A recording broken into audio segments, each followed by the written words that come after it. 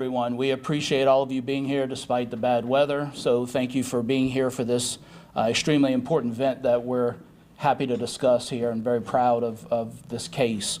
I am First Lieutenant Blake Tabor of the Terrebonne Parish Sheriff's Office. I am the Public Information Officer, and I will also serve as the moderator for this particular event. Again, just to discuss some housekeeping rules, we have allotted 30 minutes for this particular press conference, and we will allow approximately 10 minutes for questions. After that 10-minute time frame, we will cut off all questioning. There are some meetings that the sheriff has to attend. So before we get started, I'd like to introduce a few people that are here.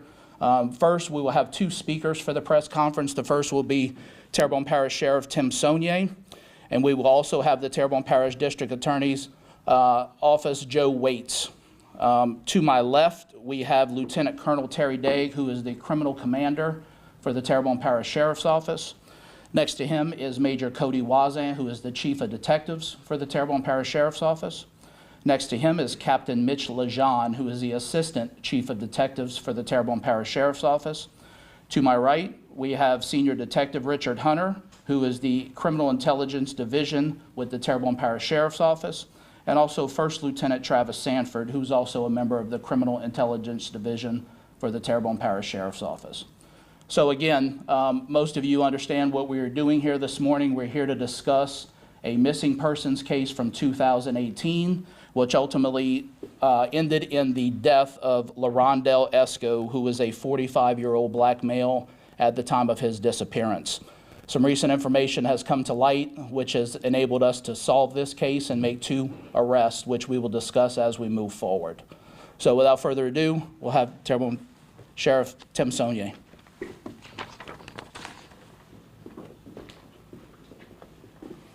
Good morning, everyone. Thank you all for being here. First and foremost, I'd like to extend my prayers to the family and through this process so we can help them get closure and we get justice for the victims and the families which has been left behind. The victim was LaRondell Esco, a 45-year-old male at the time of his disappearance. Like First Lieutenant Tabor said, it was a missing person, but the date of his disappearance was October 16, 2018. He was reported missing October 18, 2018. Two suspects were arrested, was Glenn Paul Rodriguez, 27 years old of Houma, and Ashley Bridget Cantrell, 25 years old of Houma. Esco was last seen leaving a card game at a residence on west side of Houma on October 16, 2018 in a 2003 Ford Expedition. The blue Expedition was recovered October 26 on Bayou Sally Road in Dulac. Through the investigation conducted, however, the case went cold. In March 2024, the criminal intelligence detectives discovered new information which led to the completion of additional interviews and new evidence. The new information revealed that Esco was invited to the gathering at a residence of Rodriguez and Cantrell in Chauvin, Louisiana on October 16, 2018. We can confirm that Rodriguez and Cantrell are in a relationship, and the gathering was planned by both Rodriguez and Cantrell with a specific intent to murder Esco at the residence. Once at the residence, Esco was lured to the rear of the property where he was murdered by Rodriguez. After the murder, Rodriguez disposed of Esco's body at the rear of the property.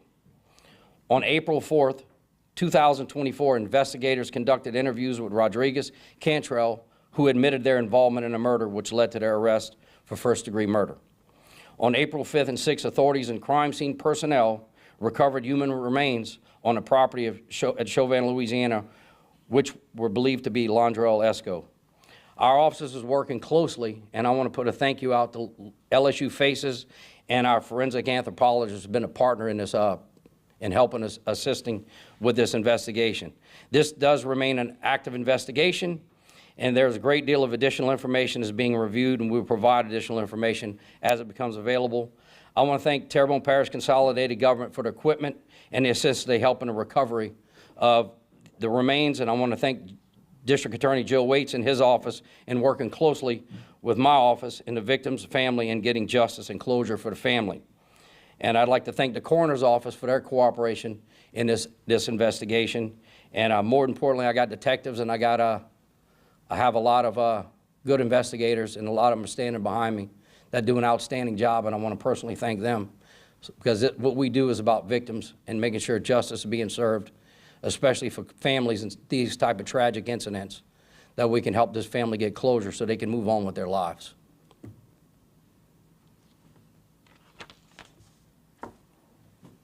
Sheriff, when did it go from the deciding factor from a missing person to maybe a murder? I think over the course of the investigation, it probably led to where it's probably going to be that it would probably, from transition from missing initial, like I said, it was initially as a missing person. As the investigation, as we get information towards the end of the case, I would say that's when we determined this was a murder. Sheriff, you mentioned that there was an intent to kill here, but why? What was the motive behind it? It was narcotics related. And speaking with the family, when you told them this information that you had possibly found their loved one, what was that interaction like with that family? Well, we wanted to make sure, look, we got to sit down personally with the family. We were able to explain everything that we can explain and make sure we help and assist them through this process. So, we was very thorough on giving them the information they needed so they understand, so we can help them move forward in closure, because they went through this almost 6 years. And I can only imagine for the parents, mother, close family, that's a long time for them to be wondering about their loved one. If he's gone, did he disappear? Did something happen to him? So, it's important that we help families through this process. And we will stand right next to that family throughout this whole process and help them so they can get through this. What was the method of the murder? Can you talk about that a little bit? Well, we know, but we still have we're still investigating. We're not going to actually put all of that out, but we're still investigating thoroughly. Okay. You called them victim remains, human remains. Have you guys positively identified them to be him? That's where LSU, we're working on DNA, and they're working on that. And the time, the condition, it may be difficult, but all the evidence pointed to where the crime occurred and where the remains were. You think about this amount of time passing, it goes cold for a little bit. That's got to be hard for you guys as an investigative unit. You didn't lose hope. At any point, when does it sink into your mind, this is going to be a tough one to solve? It's a tough one, but I tell you what, I got good people that are driven, and they don't give up. Sometimes it might go dormant, but any evidence that ever comes across our office from our investigators, they will flip every stone and everything when they receive information, and we'll take it as far as we can get. Sometimes I say it might go dormant, but I don't mean it's over.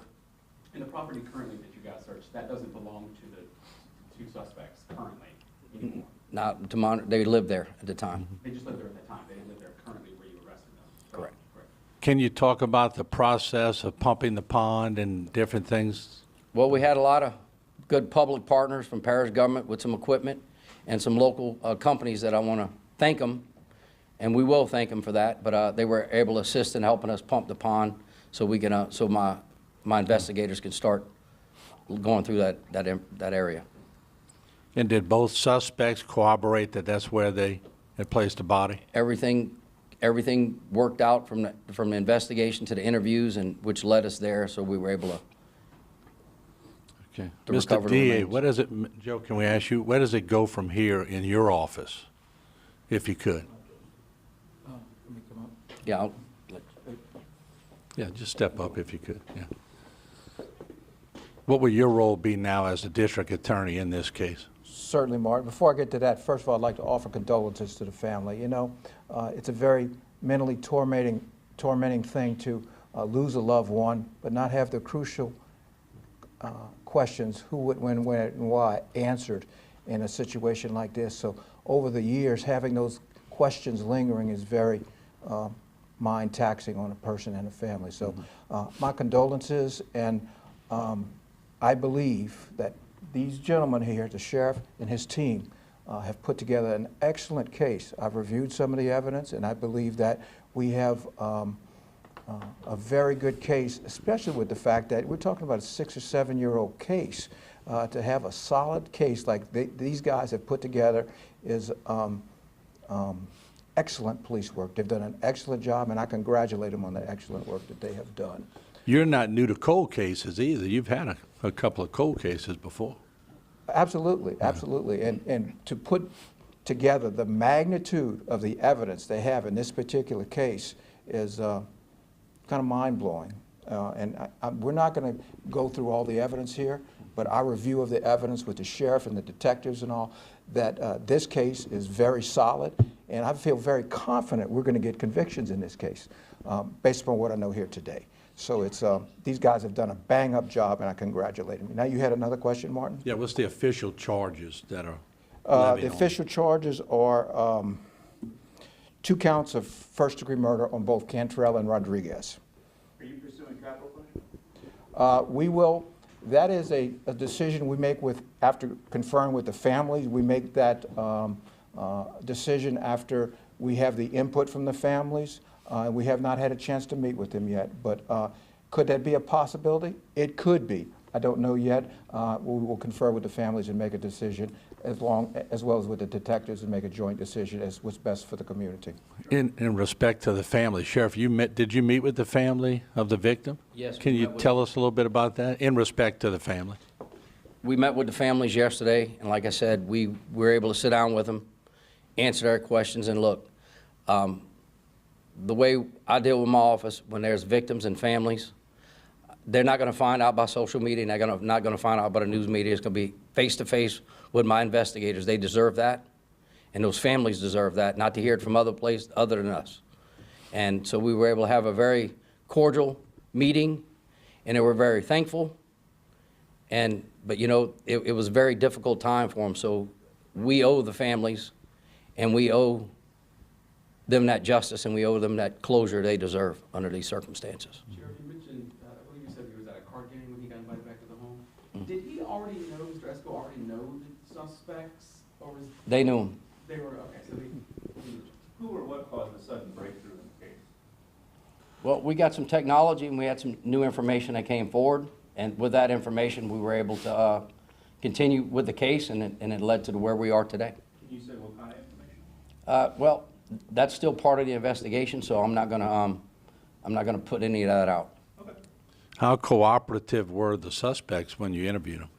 With good police work, good investigative, good interview skills, we were able to get cooperation to where we are today. can you, we're looking at these photos, can you describe what we're seeing in regards to, you say pond, it looks like a small little piece of water to me, but I'm sure.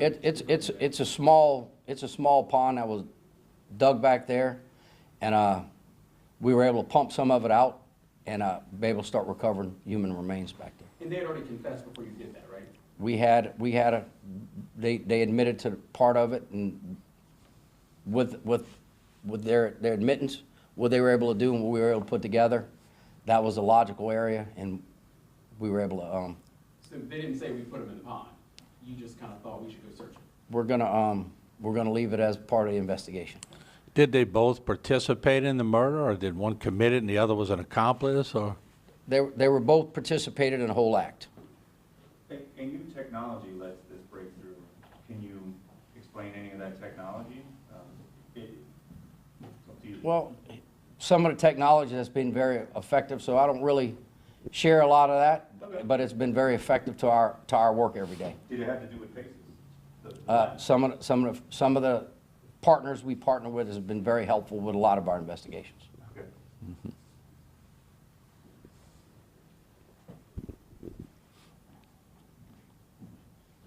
Are there any other questions?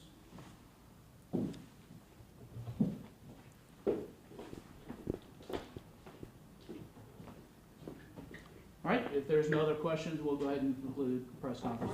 Were all the suspects, were they on the drug hit list? Were they known drug offenders?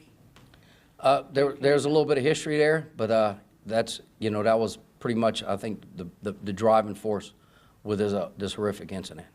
Are you going to be pursuing anybody else? Involved? Well, like I said, the investigation's over, and I'd said it yesterday. If there's anybody involved one way, shape, or form, I'm going to see to it that they're held accountable. Gotcha.